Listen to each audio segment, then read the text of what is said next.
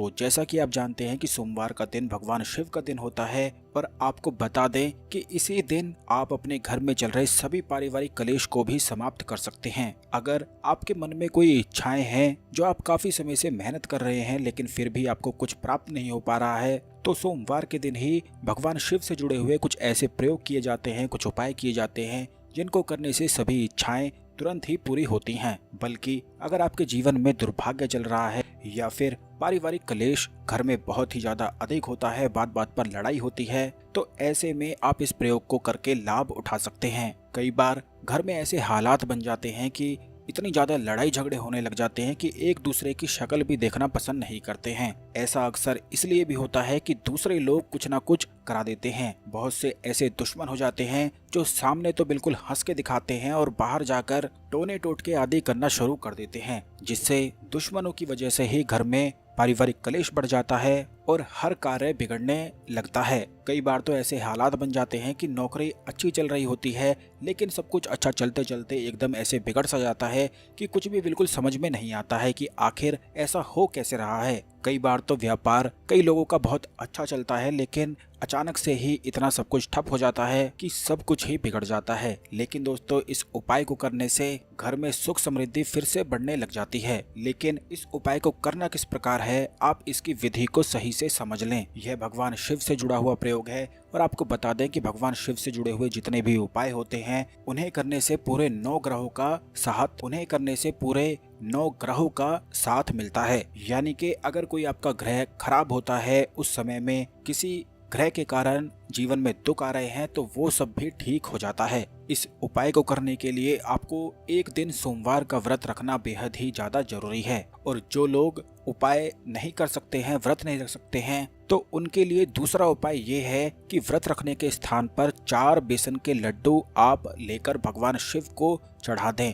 फिर आपको व्रत रखने की जरूरत नहीं है। अब दूसरी विधि आपको इस प्रकार करनी है कि 4 बेसन के लड्डू चढ़ाकर 4 लड्डू बेसन के चढ़ाकर आपको शिवलिंग पर 1 लोटा जल अभिषेक कर देना है।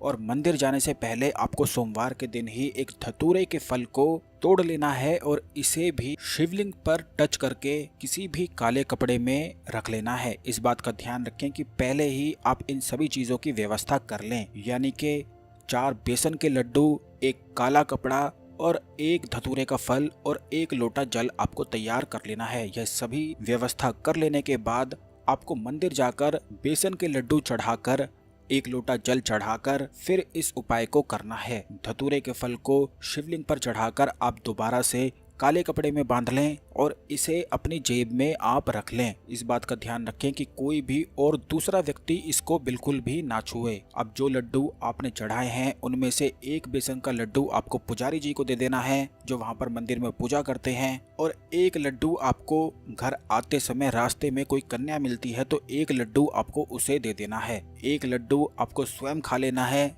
और अगर आप व्रत रखेंगे तो शाम को व्रत खोलने के बाद यानी कि अगले दिन फिर आपको इस 1 लड्डू को अपने खा लेना है। और जो चौथा लड्डू बचता है इसे आधा आधा करके अपने पूरे घर परिवार में बांट देना है। अब दोस्तों, जो फल आपने धतूरे का जो चढ़ाया था शिवलिंग पर, इसे काले कपड़े में बांधकर घर के मुख्य दरवाजे पर टांग देना है। ऐसा करने से घर में जितना भी दुर्भाग्य होता है, जितने भी पारिवारिक कलेश होते हैं, जितनी भी बुरी शक्तियां या नकारात्मक ऊर्जाएं होती हैं, वो उस फल को देखकर बिल्कुल भाग खड़ी होती हैं। और जिस घर में बाहर की तरफ काले कपड़े में धतूरे का फल टंगा होता है, उस घर में ऐसी बुरी शक्तियां प्रवेश करने से पहले इतना डर जाती हैं कि उस मकान की ओर फिर दोबारा नहीं देखती हैं। क्योंकि भगवान शिव के सामने देवता और राक्षस दोनों ही शीश झुकाए रहते हैं।